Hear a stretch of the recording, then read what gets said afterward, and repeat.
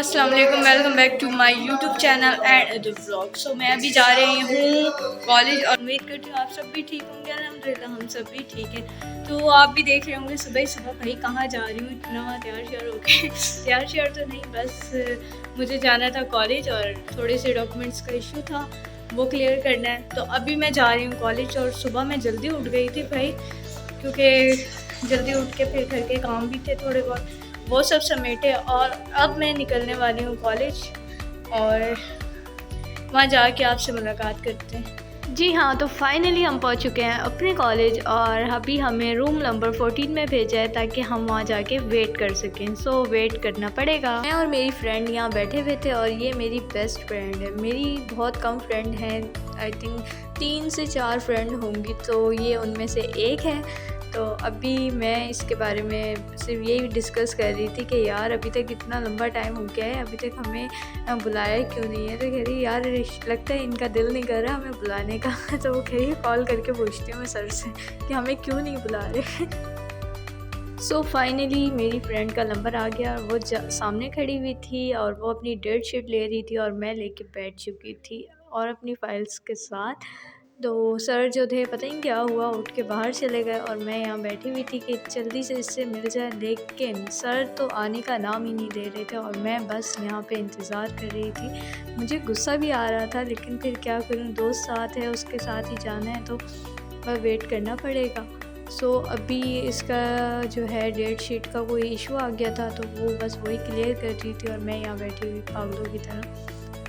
Finally यहाँ पे मिल चुकी है इसे भी डेट शीट और अब हम निकलने वाले हैं बाहर। और अभी हमने एक और फ्रेंड का वेट करना है, क्योंकि भाई कॉलेज आए और दोस्तों से ना मिले ऐसा हो नहीं सकता। तो सब दोस्त इकट्ठे बैठ के हम कुछ बातें कर रहे थे और अभी हमें सिर्फ और सिर्फ वेट करना था अपनी दोस्त का, जो कि अभी तक आई नहीं थी। वो पता नहीं किधर थी और वो दूसरी साइड पे थी और हम दूसरी साइड पे। तो अभी हम उसे ढूंढ रहे थे कि कहाँ गई आखिर, हमें नज़र क्यों नहीं आ रही। इतना बड़ा कॉलेज है और हमें नज़र नहीं आ रही वो।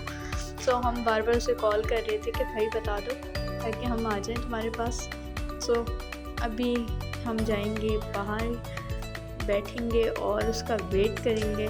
सो अभी मुझे इतने में कॉल करनी थी अपनी बहन को और वहाँ से उसे कंफर्म करना था कि भाई डेट शीट मिल चुकी है। और यहाँ मैं वेट कर रही थी अपनी दोस्त का, जो कि अभी तक आई नहीं थी।